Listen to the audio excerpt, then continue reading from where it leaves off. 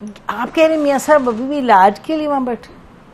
इलाज हो रहा है शाह साहब, कोई जाते सर दर्द के लिए वो इलाज है? नहीं, आप मेडिकल रिपोर्ट पढ़ लें कि सर दर्द नहीं है।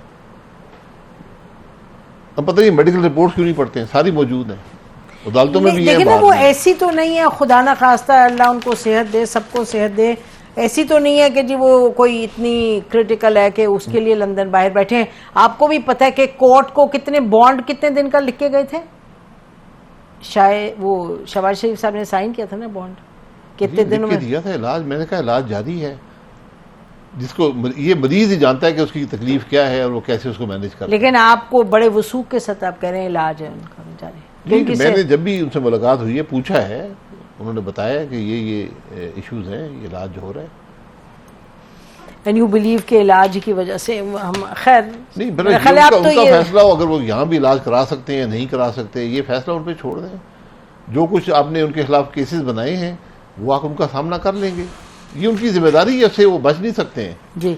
अच्छा, तो ये फरवरी 2019 का जो जजमेंट आया था फैज़ाबाद धरना केस में, उस पर एक बात जो लिखी थी जजमेंट में, जो अब चीफ जस्टिस साहब हैं वो थे और मुशीर आलम साहब थे, 2 मेंबर बेंच था जिसकी जजमेंट, एक पॉइंट ये था, the government of Pakistan through the Ministry of Defence and the respective chiefs of the Army, the Navy and Air Force are directed to initiate action against the personnel under their command who are found to have violated their oath.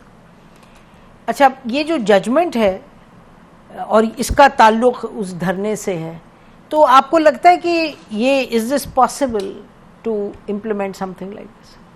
Court का order है, court का order किसी इदारे को नहीं होता, ministry को नहीं होता, वो काबीना को होता है, हुकूमत को होता है कि आप ये काम करें। तो नहीं हुआ। लेकिन वो क्या इनिशिएट करेंगे, क्या चार्जेस हैं? मैं यही पूछता हूँ, चार्जेस क्या हैं, किसके खिलाफ हैं?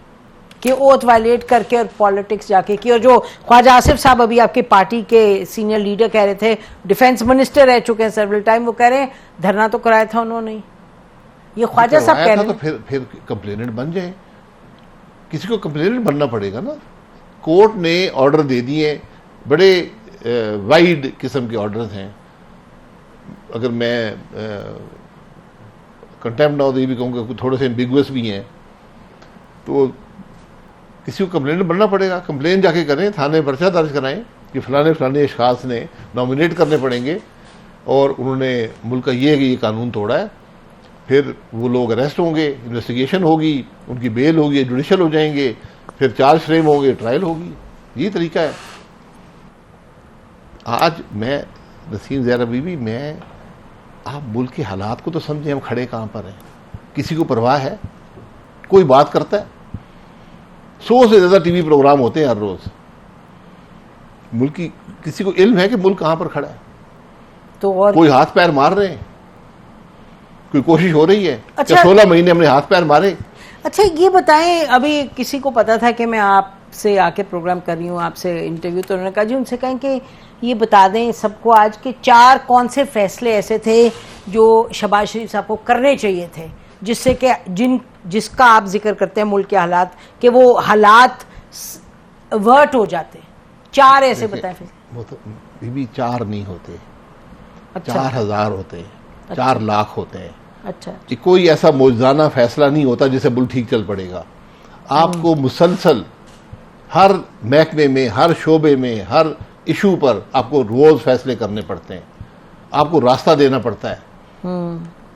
आप 4 की बात करते हैं, नैब, आपको नैब खत्म करनी चाहिए थी। कि आप नैब की हकीकत से आपको इल्म नहीं है? मुल्क नहीं चलता जब तक नैब रहेगी। आपने नैब के 5 अमेंडमेंट्स की, 1 पैसे की अमेंडमेंट्स नहीं है, नैब को कुछ नहीं हुआ। आप मुल्क के वज़ीर आज़म थे, आप हुकूमत में थे, आप बात करते ना कि नैब अपनी परफॉर्मेंस दिखाए, कमीशन बनाते। मैंने बार बार कहा है कमीशन बनाएं जहां नैब की एक्सेसेस जो है अवाम के सामने आए कि नैब ने जुल्म क्या किए हैं। ह्यूमन राइट वायलेशन की बात कर रहा हूं। आप एक आदमी 25 साल में नैब ने कन्विक्ट किया, क्योंकि 25वां साल है नैब का।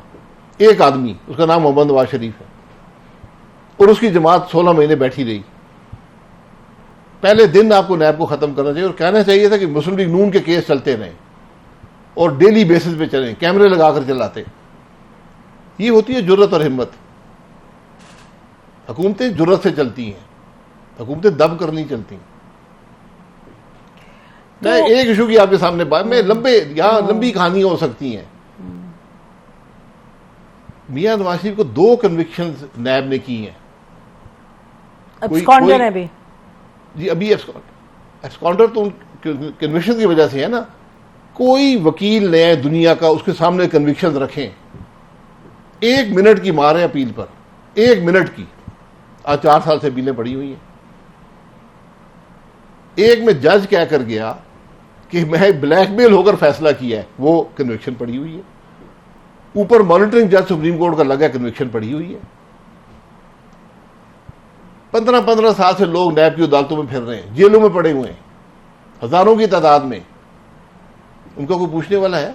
तो मियां नवाज शरीफ साहब की तो अपनी पार्टी थी ये 16 महीने। मैं यही कह रहा हूं ना, अपनी पार्टी उनके लिए ना भी करती, मुल्क के लिए तो करती। जब तक नैब है कोई अफसर फैसले नहीं करेगा। क्यों नहीं हुआ शायद? क्या कह सकता हूं मैं भी यही कह रहा हूं। तो मीटिंग्स में बात होती थी कोई? बिल्कुल बात होती थी, हम नहीं कर सके, जो भी उसकी वजूहत है।